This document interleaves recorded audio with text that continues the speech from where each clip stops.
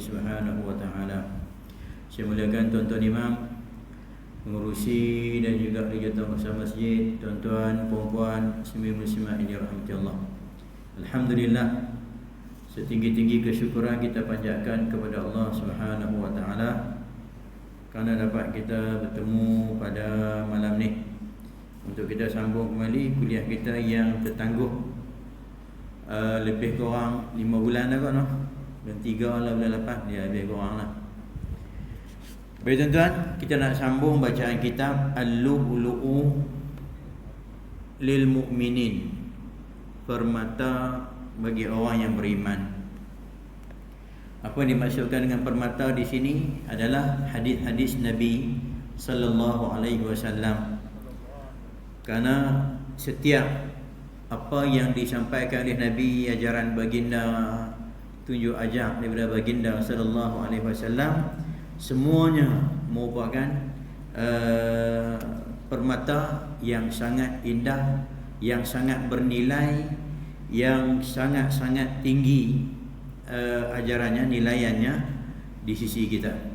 Walaupun sekecil-kecil pengajaran yang disampaikan oleh baginda Nabi, maksud saya kecil itu kalau kita nak nisbahkanlah dengan benda-benda yang lain. Sebagai contoh lah, kita kata tidak mengiring ke kanan, contohnya memegang cawan dengan tangan kanan di saat meminum. Itu diajar oleh baginda Nabi SAW. Duduk ketika nak minum, duduklah, jangan minum dalam keadaan berdiri, contohnya. Itu ada yang mungkin bagi kita, setengah kita pandang benda tu kecil lah, kecil nisbah dengan ajaran-ajaran yang lain, nisbah dengan panduan-panduan Nabi yang lain yang berkaitan dengan hukum halal dan haram, yang berkaitan dengan benda yang ibadat dan maksiat. Gitu. Jadi kalau setakat minum berdiri contohnya, minum dalam keadaan mungkin memegang tangan kiri contohnya, mungkinlah tidak besar kesan dia tu seperti mana kesan orang yang minum arak, wal'iyadzubillah, yang berzina, wal'iyadzubillah. Tapi walaupun sekecil-kecil ajaran yang disampaikan oleh baginda Nabi SAW, hakikatnya dia adalah satu yang amat besar. Sebab apa tuan-tuan? Sebab bagi orang yang beramal dengan apa yang disampaikan oleh baginda Nabi SAW, walaupun yang kita katakan kecil tadi ni, di saat dia nak minum, dia pegang dengan tangan kanan, baca Bismillahirrahmanirrahim dalam keadaan duduk dengan 3 kali nafas sebagai contoh, itu dia telah menghubungkan dirinya dengan baginda Nabi SAW tanpa kita sedari. Kerana asas dalam kehidupan dia adalah dijadikan baginda Nabi sebagai contoh, suri tauladan. Kalau benda yang kecil macam tu pun dia ambil berat, bayangkan dengan benda-benda yang besar yang diajar oleh baginda Nabi SAW. Kerana dalam hatinya meyakini bahawasanya apa yang dibawa oleh Nabi SAW, yang diajar oleh Nabi, itulah sebaik-baik dan setinggi-tinggi nilai pengajaran yang terdapat dalam kehidupan kita sebagai seorang manusia. Tak kisahlah sama ada manusia itu Muslim maupun yang tidak Muslim, kerana dalam ajaran, nilai-nilai ajaran yang diajar oleh Nabi SAW, semuanya memiliki kebaikan dan juga memiliki keutamaan dalam kehidupan. Nah, dan barang siapa yang beramal dengan nilai yang diajar oleh Nabi, dia sesungguhnya beroleh keuntungan, keberuntungan dan juga kejayaan di dunia maupun di akhirat. Jadi tuan-tuan, itu dikatakan sebagai al-lu'lu', permata yang sangat bernilai. Jadi hari ini tuan-tuan, kita umat Islam kehilangan satu lagi permata. Pagi tadi lebih kurang dalam pukul 3.30 pagi lebih kurang, Syekh Husni Ginting rahimahullahu ta'ala, yang juga kerap kali datang ke daerah Manjung kita ni, yang menyampaikan daurah, menyampaikan ilmu kitab-kitab hadis dan sebagainya, telah pun meninggal dunia. Jadi tuan-tuan, bila seorang ulama pergi, tuan-tuan, dia pergi bukan dia pergi saja, dia pergi dengan seluruh ilmu yang dia miliki. Itu. Jadi kita nak cari pula yang digelar sebagai Musnid Asia Tenggara. Jadi yang gelarkan dia tu bukan dia sendiri je nak. Bukan anak murid dia, tidak, tapi guru-guru beliau. Gitu. Ulama-ulama yang terkenal macam Syekh Usamah Al-Azhari hafizahullah taala, dan juga ulama-ulama yang lain, ulama-ulama hadis yang terkenal di Mesir sendiri, memberi gelaran sebagai musnid Asia Tenggara ini kepada beliau. Jadi kalau ulama yang lebih tinggi mengiktiraf keilmuan beliau, artinya mereka telah melihat memang beliau layak untuk diberi gelaran yang demikian. Maka kewafatan beliau merupakan kehilangan yang sangat besar bagi kita. Umur dia masih muda lagi rasanya, belum sampai 50-an kan? 80, dia dalam mau 40-an lah. Gitu. Ya. Umur 40. Cukup-cukup 40 tahun umur beliau. Dan meninggal pada hari ini, pada hari Jumaat yang sangat diberkati, di waktu yang juga sangat-sangat diberkati, waktu sepertiga yang terakhir dah tu, waktu sahur tu. Gitulah. Jadi mudah-mudahan Allah Subhanahu Wa Taala memberi kemuliaan, ketinggian kepada beliau di alam barzakh sana. Dan mudah-mudahan ilmu yang beliau tinggalkan kepada kita di sini diberkati oleh Allah Taala dan dapat kita beramal dengan segala ajaran yang disampaikan. Betul. Cumanya itulah saya kata tadi, nak cari orang yang macam dia tu balik, itu satu benda yang sulit dan sukarlah. Contoh, saya buat contoh dulu. Ketika Pak Teh keruh kan, Tuan Guru Datuk Haji Abdul Rahman Abdul Latif, Tuan Guru Haji Abdul Latif meninggal dunia dulu. Itu dia pergi dengan ilmu dia, dengan akhlak dia, dengan peribadi dia, dengan kesolehan dia, dengan amalan dia. Jadi kalau kita nak cari orang, katalah kita boleh cari orang yang nilai ilmu sama dengan beliau, contoh, yang memiliki ilmu yang sama dari segi fiqahnya, segi usul fiqahnya, dari sudut tafsirnya, dari segi ilmu hadis, mungkin sama dengan beliau. Tapi nak cari yang sama segi amalannya dengan beliau, kesolehannya dengan beliau, akhlak dengan beliau, tawaduknya dengan beliau tu, mungkin kita susah nak dapat. Jadi bila kita pergi, dia pergi dengan dia sekali. Sewaktu wafatnya, kalau tak salah saya, Al-Imam Abu Hanifah rasanya, sewaktu Imam Abu Hanifah wafat tahun 150 Hijriyah, ketika ditanam di kota Baghdad tu, maka ulama yang ada tiga tu mengatakan, hari ini kita telah menguburkan fiqh. Gitu. Kita menguburkan ilmu fiqh hari ini. Walaupun ada anak murid beliau, Al-Imam Muhammad Al-Hasan Al-Syaibani, Al-Qadhi Abu Yusuf, Zufar, dan juga ulama-ulama yang lain, tapi nak cari yang sebanding, yang sehebat dan segagah Imam Abu Hanifah dari sudut ilmu, itu mungkin kita tak dijumpa lagi. Nak cari orang yang sama dengan beliau, yang khatam Quran berapa ribu kali di mihrab tu, tak sama dah. Nak cari orang yang sembahyang subuh selama 40 tahun dengan wuduk isya pun tak mampu dah. Bahkan kita nak cari orang yang diceritakan oleh seorang lelaki yang pernah mengikuti Imam Abu Hanifah.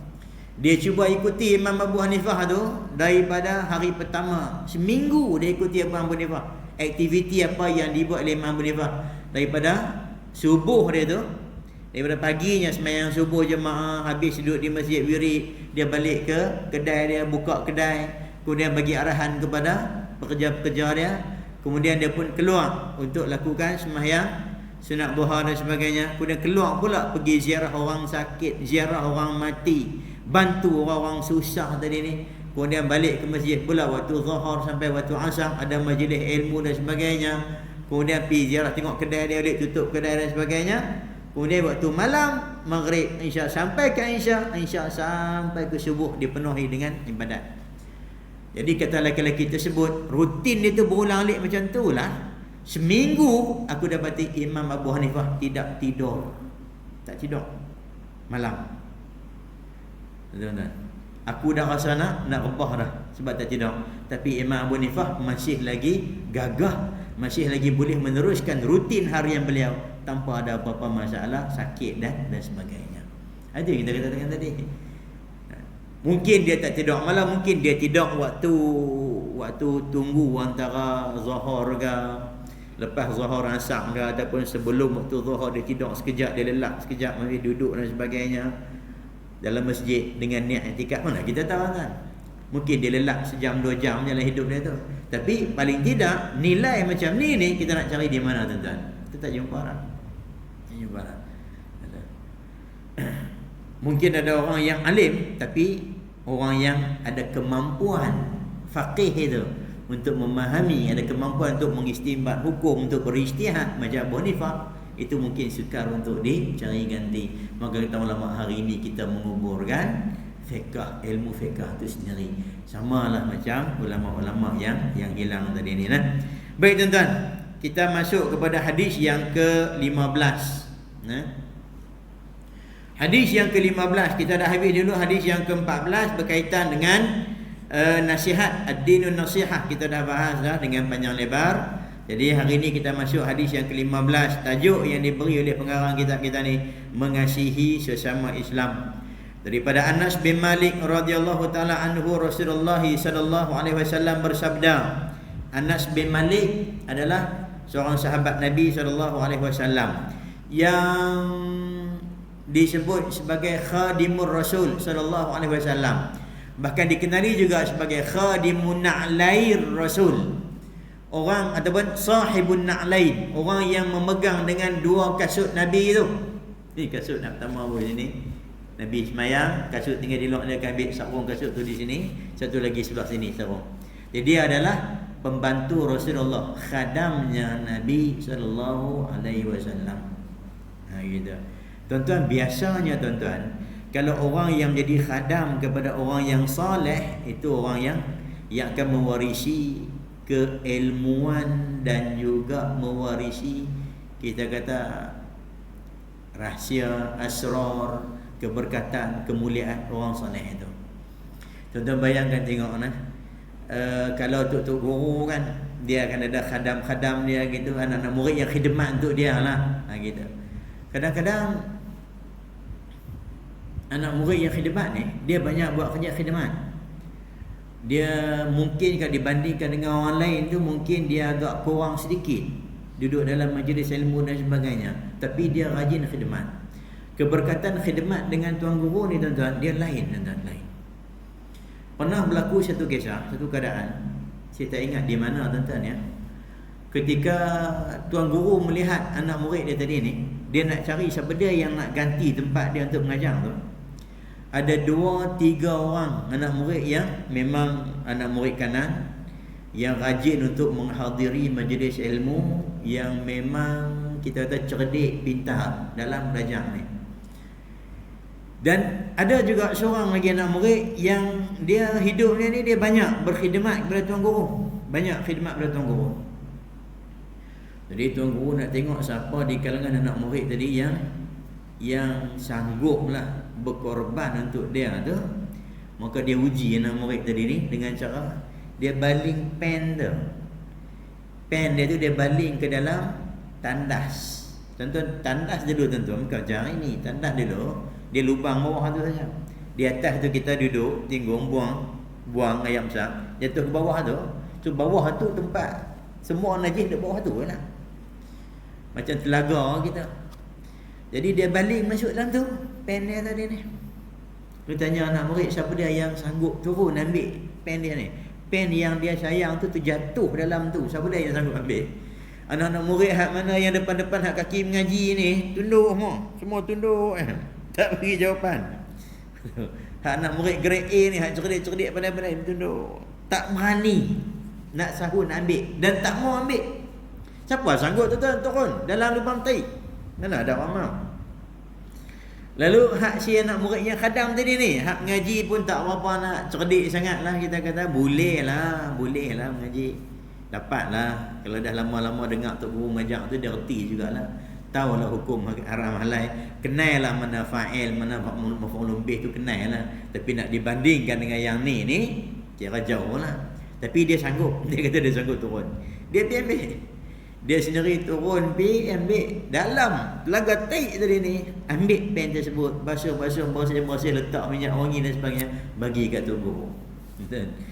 Oleh kerana sikap dia tu yang khidmat dengan tok guru tadi ni, Maka Tok Guru pandang anak murid tu, dia pandang kasih, dia pandang sayang, dia pandang redha tu. Pandangan redha, kasih sayang tu lah yang tumpah kepada anak murid tadilah, membawa rahmat dan keberkatan daripada Allah Ta'ala. Sehingga kan anak murid yang macam tu punya upah tadi ni, yang mengaji pun kita kata boleh-boleh lah kita, suam-suam kuku tadi ni, tiba-tiba dengan keberkatan tadi ni, dia mendapat futuh min indillah, dibuka pintu ilmu, sehingga kan dia menandingi anak-anak murid yang lebih cerdik lagi. Sebab tu guru mati tu, tak ada orang lain yang boleh ganti tempat tu guru, melainkan si ahli khidmat tersebut. Ni keberkatan orang yang khidmat kepada tuan guru. Tuan-tuan bayangkan, manusia yang berkhidmat kepada Rasulullah sallallahu alaihi wasallam. Sejak Nabi sampai di kota Madinah, Anas bin Malik dibawa oleh ibunya bertemu dengan Rasulullah. Suatu sampai ke kota Madinah, ramai orang datang jumpa dengan Nabi, masing-masing dengan bawa pemberian masing-masing, bagi buah tangan, bagi hadiah sebagai menghargai kedatangan Nabi SAW, menyambut, memuliakan Nabi. Maka kata Ummu Sulaim, aku tak ada apa nak bawa ya Rasulullah, hanya ada ni anak aku ni. Anak aku ni Anas bin Malik, ambillah hadiah, suruhlah dia buat apa-apa sahaja. Suruhlah dia, buatlah apa saja pun. Maka dia berkhidmat kepada Nabi selama 10 tahun. Kita bayangkan 10 tahun dia khidmat dengan Nabi SAW. 10 tahun dia duduk dengan Nabi, 10 tahun dia berhampiran dengan Nabi, dia lihat sebagainya, sehingga akhirnya dia keluar sebagai salah seorang di kalangan perawi hadis Nabi SAW yang cukup banyak. Di antara sahabat yang dikenali sebagai al-mukthirina minar riwayah, sahabat-sahabat yang banyak meriwayatkan hadis Nabi. Bahkan dia dapat doa Nabi yang paling utama. Nabi kata, Nabi doa pada dia, Allahumma akthir amwalahu, Allahumma akthir auladahu. Nabi doa untuk dia, ya Allah, banyakkanlah hartanya, akthir auladahu, perbanyakkanlah anak-anak cucunya, Allahumma tawil umrahu, ya Allah, panjangkanlah umurnya. Jadi Nabi doa pada 3 benda. 4 benda Nabi doa untuk dia. Yang pertama, diperbanyakkan harta dia. Memang harta dia banyak, tuan. Nah, dia tanah kebun milik dia, tuan-tuan, kebun kurma milik dia, berbuah 2 kali setahun. Orang lain sekali setahun, dia berbuah 2 kali setahun. So hasilnya berlipat kali ganda. Dengan keberkatan doa Nabi sallallahu alaihi wasallam. Perbanyakkanlah anaknya, anak dia banyak. Perbanyakkanlah, panjangkanlah usia dia. Usia dia panjang, tuan. Nah, riwayat mengatakan sampai lebih dari 90-an tahun. Dan akhir sekali dia kata, aku telah melihat ketiga-tiga doa Nabi ini dikabulkan oleh Allah Ta'ala. Perbanyakkan anak cucu dia ramai. Jadi kalau terlepas Jumaat pertama boleh buat Jumaat kedua sendiri. Mai sekali, buat Jumaat lagi sekali boleh dah. Cukup 40-50 orang anak cucu dia saja. Kemudian harta dia pun banyak, umur panjang. Aku tunggu yang ketiga, yang keempat doa Nabi. Yang pertama dah dikabulkan, yang kedua dikabulkan, yang ketiga dikabulkan, yang keempat Nabi kata dia, Allahumma adkhilhul jannah, ya Allah, masukkanlah dia ke dalam syurga Engkau. Dan aku menantikan yang keempat ni, mudah-mudahan juga aku mengharapkan akan dikabulkan oleh Allah Subhanahu Wa Taala. Ini kelebihan orang yang berkhidmat, tuan-tuan. Jadi tuan-tuan, kalau kita khidmat untuk benda yang baik lah, khidmat tuan-tuan guru contohnya. Tuan-tuan sungguh, tuan-tuan, Syekh Nuruddin, cerita biarlah sikit. Syekh Nuruddin antara ahli khidmat dulu, antara orang yang berkhidmat pada gurunya, Syekh Ismail Uthman Zain rahimahullah ta'ala. Jadi waktu mengaji dulu, dia ada bawa sejadah, ada tempat lapik tuan guru duduk tu. Tuan guru dia kan hampa tuan guru duduk dan sebagainya. Jadi bila tuan guru nak keluar lagi, susun kasut tuan guru, khidmat untuk tuan guru. Walaupun sekecil macam tu je, tapi akhirnya cuba tengok, dengan keberkatan khidmat yang dibuat kepada gurunya tadi ni, akhirnya dia mewarisi ilmu gurunya, mewarisi asrar rahsia-rahsia gurunya, tuan. Jadi ni khidmat kepada benda yang baik-baik gitu. Contoh kita khidmat kepada masjid, contohnya rumah Allah Subhanahu Wa Taala, juga kita akan dimuliakan oleh Allah Subhanahu Wa Taala. Tak akan ruginya manusia yang berkhidmat kepada sesuatu yang dicintai dan disukai oleh Allah Subhanahu Wa Taala. Kan kisah seorang perempuan yang kulit hitam gitu, yang selalu duk sapu sampah di masjid Nabi sallallahu alaihi wasallam. Kan ada seorang perempuan hitam, kulitnya hitam. Artinya apa? Bukan siapa-siapa, orang yang tidak ada jawatan yang tinggi, bukan perempuan yang comel, cantik, tidak juga. Bukan orang yang berpangkat masyarakat pun tidak. Hanya orang biasa kulit hitam, tapi dia berkhidmat di Masjid Nabawi. Apa dia kerja dia tadi ni? Sapu sampah, buang kotoran-kotoran yang ada di Masjid Nabawi. Di saat beberapa hari dia tak main, Nabi tengok mana dia wanita yang selalu sapu sampah sini. Sahabat-sahabat kata, tak ada dia mati dah ya Rasulullah. Dia dah mati dah. Nabi tanya siapa tak beritahu kat aku. Oh ingatkan tak perlu beritahu. Dia tak ada apa. Bukannya orang besar hamba pun nak beritahu, bukan penting. Nabi dah tunjuk kat aku di mana kuburnya. Sahabat tunjuk. Nabi pergi solat dah kuburnya. Tuan-tuan, solat jenazah tu mengandungi doa, memohon rahmat daripada Allah Ta'ala. Siapa dia? Nabi sembahyang di kubur untuk wanita tersebut. Allahumma ighfir laha warhamha wa adkhilha al-jannah. Allahumma ij'al qabraha rawdatan min riyadil jannah wa la taj'al qabraha hufratan min hufarin niran. Allahumma a'idha min azabil qabri. Contohnya doa nama tu kita tak tahu apa doa yang Nabi baca. Itu antara doa-doa yang dibaca. Nabi doakan kesejahteraannya, kemuliaannya, dihindari daripada azab dan juga azab kubur ke, diberi kemuliaan pada dia. Doa yang dibacakan oleh baginda Nabi sendiri.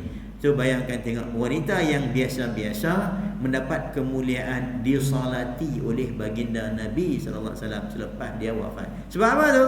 Hanya semata-mata kerana dia berkhidmat kepada Masjid Nabawi sallallahu alaihi wasallam. Tuan-tuan, Sayyidatina Maryam kan, itu khidmat kepada Masjid Al-Aqsa kan, duduk di sana kan. Yang mak dia tu bernazar kalau dapat anak, dia akan jadikan anak ni sebagai kita kata orang yang berkhidmat kepada Masjid Al-Aqsa. Tiba-tiba dapat anak perempuan.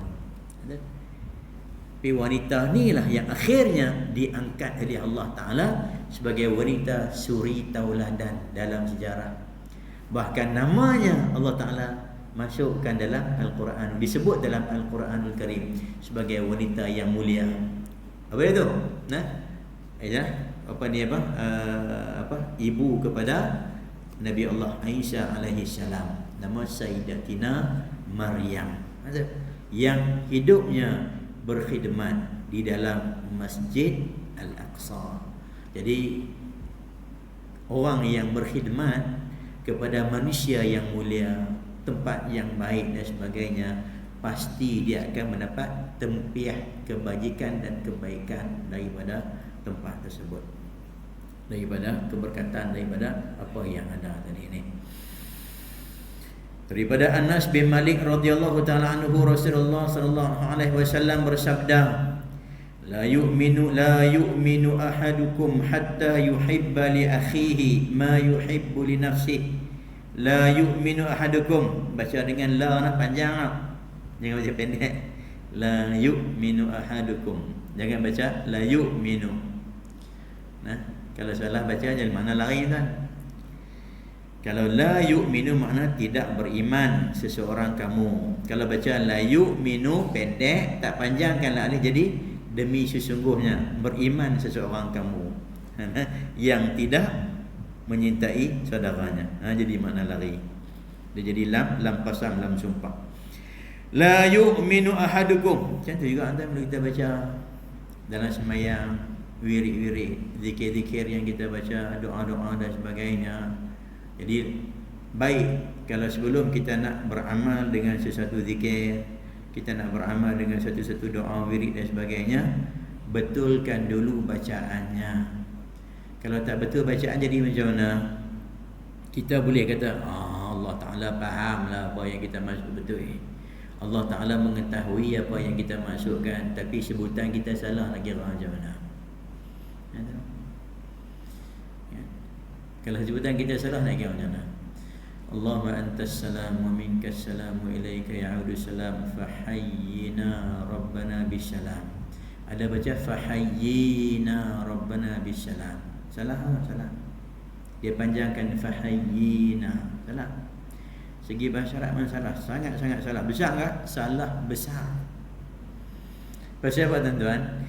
Pasal dia dia bila kita berdoa ataupun dia main dengan ayat tu, dia panggil ayat perintah amar lah, itu fi'il amar lah gitu.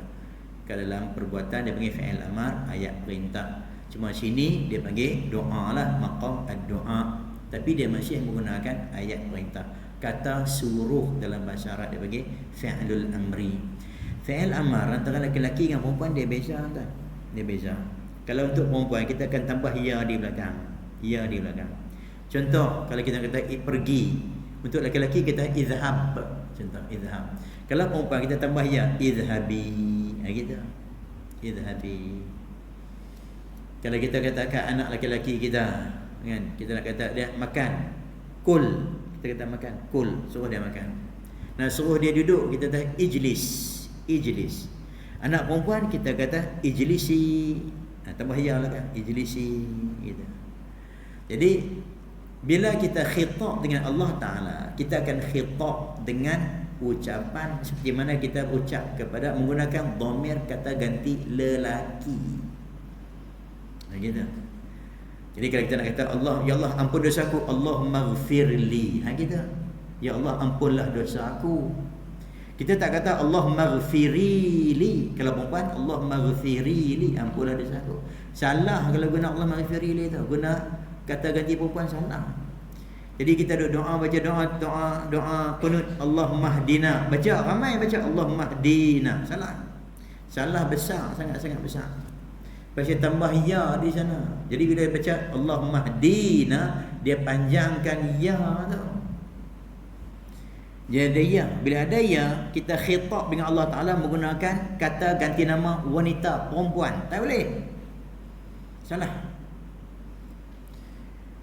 Dari segi bahasa Arab salah, dari segi akidah tak pilih kita. Apa hukumnya kita khitab dengan Allah Ta'ala menggunakan dhamir wanita? Oh, lagi berat kan kalau bicara tentang akidah. Jadi salah. Kita dengan sangka bergehai kita doa lah. Allahumma hdina fi man hadait. Tambah alif pula tu. Dia tak ada alif tu, fi man hadait. Wa afina fi man afait. Afait ada alif, afait. Wa afina bukan wa afina. Tak boleh. Afina tambah ya jadi perempuan juga. So nak buat macam mana? Tu kata kena talqin baca bagi betul, latih baca bagi betul dan sebagainya, barulah kita beramal jadi baik dan elok, yakin betul dengan apa yang kita baca gitu nah. Tambah-tambah lagi kalau kita bawa jamaah, kita merupakan imam dan sebagainya, itu kena jaga. Sebab bacaan yang salah tadi ni kita tak tahu nah, kalau dikabulkan dari Allah Ta'ala, apa yang kita doakan tu yang salah, jadi tak kena. Contoh kan yang kita doakan macam mana, Allahumma la tahrimkan ya min azabil dunya, min khizyid dunya wa azabil akhirah. Macam mana doa tak? Tak ingat tak mai, kena doa ramai. Wa a'idna min khizyid dunya wa azabil akhirah. Gitu dia kurang. Wa a'idna min khizyid dunya wa azabil akhirah, dan jauhilah kami, lindungilah kami min khizyid dunya, daripada kerugian di dunia, wa azabil akhirah, dan juga azab akhirat. Kadang-kadang saya terdengar ada orang baca, tu imam baca, wa a'idna min khairid dunya wa azabil akhirah, dan jauhkan kami daripada kebaikan dunia. Jadi khizyi itu jadi khairid dunya wa azabil akhirah, dan azab akhirat. So di dunia ni memang tak dapat kebaikan, dan kita minta doa pula atas mimbar contohnya, diamin pula 40 orang jemaah lebih doa amin hari Jumaat, waktu yang diberkati pula. Kita salah baca sebab bahasa kita terbiasa. So biasakan yang betul, barulah dia tak salah gitu. Nak biasa yang betul macam mana? Senang kan, tak, bukan susah. Dia biasa Allahumma hdina, Allahumma hdina. Nak betul macam mana? Baca 40 kali. Allahumma hdina, Allahumma hdina. Ulang 40 kali. Sambil jalan balik rumah, Allah daripada masjid sampai zikir, Allahumma hdina fi man hadait Allahumma hdina fi man hadait, Allahumma hdina fi man hadait. Ulang 40 kali sampai lidah kita betul cara bacaan tu. Ubah, dah terbiasa betul daripada yang salah tu. Tak apa. Pasal tuan-tuan, bila kita baca salah, mungkin kalau jemaah yang kita kata yang mungkin tak tahu tu, dia tak apalah, dia tak rasa apa. Tapi bagi orang yang tahu, yang terbiasa dengan bahasa Arab, bila dia dengar tu dia tak, dia akan jadi gitu. Dia jadi tak, dia tengah tersentak kita. Pasal dia baca salah tu, kita akan rasa gitu. Pasal tahu kita salah. Gitu. Macam kita baca Al-Quran lah. Contoh cuba baca Al-Quran tengok. Imam baca Al-Quran. Bismillahirrahmanirrahim. Alhamdulillahirabbil alamin. Maliki yaumiddin. Kita belakang tu. Kita kata kan. Mana bi Ar-Rahmanir-Rahim? Mana bi? Sebab kita dah terbiasa baca dan kita tahu. Jadi bila dia baca salah, kita akan terus tersentak gitu. Jadi kalau yang faham makna pula, tentulah rasa tak kena gini bacaan yang salah dan sebagainya. Baik. Jadi perlu sangat-sangat. Tambah pula kalau zikir-zikir yang kita nak jadikan wirid-wirid seharian dan sebagainya, perlu dibaca bagi betul, tengok baris, tengok huruf, gitu sampai kita yakini. La yu'minu ahadukum. Macam dulu ada satu selawat kan, bacaan selawat contohnya, selawat apa tu dia panggil, saya pun tak ingat dah. Allahumma salli wa sallim wa barik ala sayyidina Muhammadin nabiyil ummiyil habibil aliyil qadru al-azimil jahu wa ala alihi wa sahbihi wa barik wa sallim. Ada yang tulis Allahumma salli, ada tengok dalam internet pada juga ada tulis Allahumma salli wa sallim wa barik ala sayyidina Muhammadin nabiyil ummiyil habibil aliyil jahi al-qadri al-azim al-ali al-aliyil qadri al-azimil jahi wa ala alihi wa sallim. Salah. Bila salah baris apa makna? Lari mana? Walaupun hanya sekadar selawat kepada Nabi sallallahu alaihi wasallam. Kalau kita baca Allahumma salli ala sayyidina Muhammadin nabiyil ummil habibil aliyyi al-qadru, yang tinggi, yang tinggi kadarnya, kedudukannya, martabatnya. Al-azimil jahu, yang besar kehormatan dan kemuliaannya di sisi Allah Taala. Kalau kita baca al-aliyyil qadri, yang tinggi lagi kadar. Al-azimi, yang besar, al-jahi lagi yang al-jahi itu jadi kita kata martabat. So dia tak bawa makna yang besar martabatnya, yang tinggi kedudukannya di sisi Allah Subhanahu wa taala. Dia lari makna gitu. Sebab tu tuan tengok dalam Quran, kadang-kadang kita tengok ayat bacaan dia macam mana. Ada ayat tu yang bunyi tak ingatlah. Jadi bacaan-bacaan yang macam ni tuan-tuan perlu diberi perhatian. Jangan sampai kita tersalah gitu.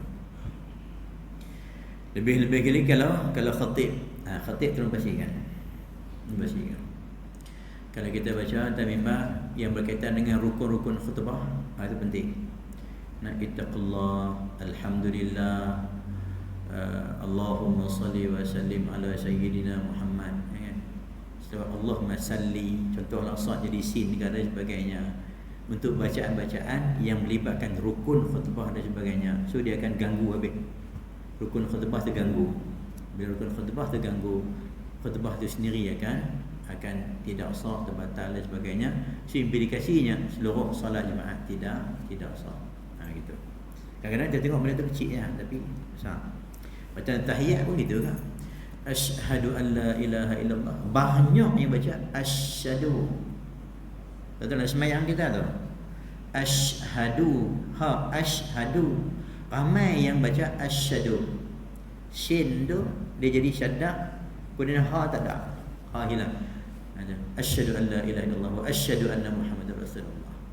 Salah tak? Salah, sangat-sangat salah lah. Adalah terbiasa gitu lah, terbiasa gitu. Jadi cuba kita betulkan lah supaya kita dapat bacaan yang betul gitu. Itu yang kita doakan lah. Doa berpuluh tahun lah, tapi pasal apa tak dapat, tak makbul lah. Gitu. Wirid banyak lah, tapi pasal apa masih tak ada kesan dan sebagainya. Sebab kita salah gitu.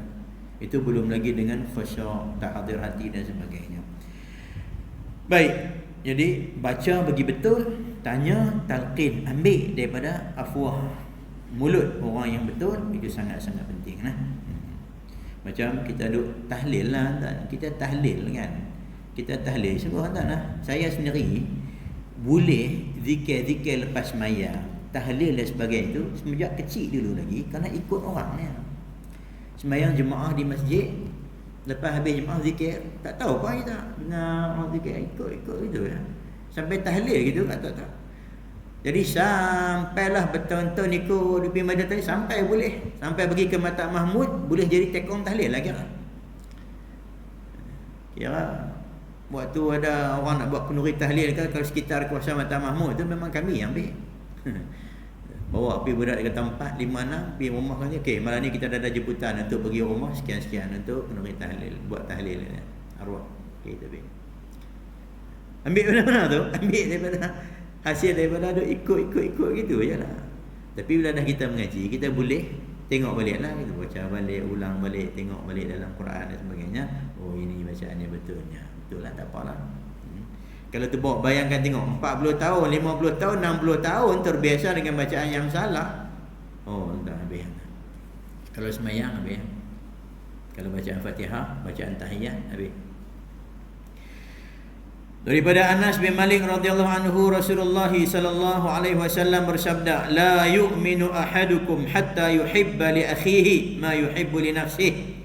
Tidak beriman seseorang kamu sehingga dia mengasihi saudaranya seperti dia mengasihi dirinya sendiri. Hadis muttafaqun alaih ini diriwayatkan oleh Al-Bukhari juzuk 1 muka surat 73 dan Muslim dalam juzuk 1 muka surat 167. Tuan-tuan, juzuk 1 muka surat ni semuanya mengikut kepada buku-buku rujukan yang digunakan oleh pengarang ni. Kerana cetakan tak sama dan sebagainya tak apa. Cumanya hadis ni adalah hadis sahih riwayat Al-Imam Al-Bukhari dan Imam Muslim radhiyallahu taala anhuma. Baik tuan-tuan, ini salah satu daripada hadis yang berkaitan dengan akhlak, berkaitan dengan adab yang diajar oleh Nabi SAW. Bukan sekadar adab biasa, dia meningkat berkaitan dengan masalah keimanan.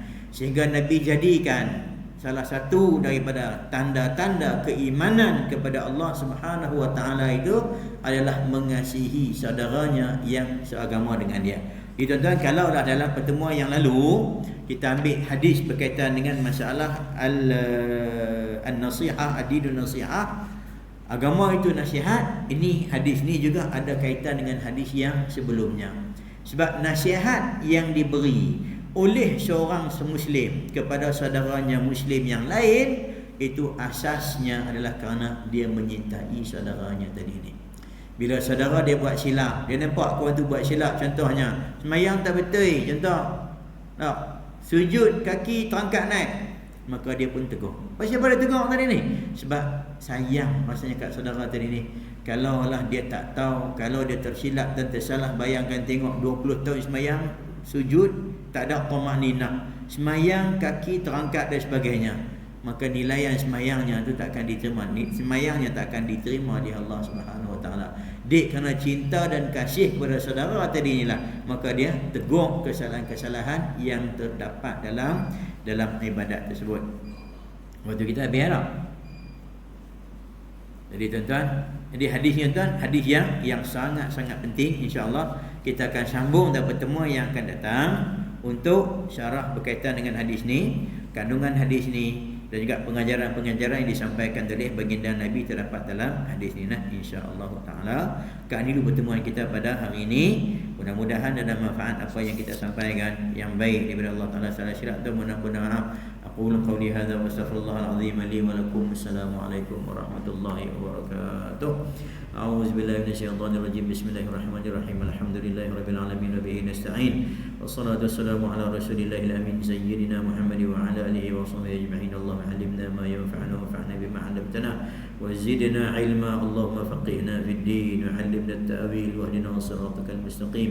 ربنا عليك توكلنا وإليك نبنا وإليك المصير. ربنا آتنا في الدنيا حسنة وفي الآخرة حسنة وقنا عذاب النار. وصلى الله وسلم على سيدنا محمد وعلى آله وصحبه أجمعين والحمد لله رب العالمين. سبحانك اللهم وبحمدك أشهد أن لا إله إلا أنت أستغفرك وأتوب إليك. بسم الله الرحمن الرحيم. والعصر إن الإنسان لفي خسر إلا الذين آمنوا وعملوا الصالحات وتواصوا بالحق وتواصوا بالصبر.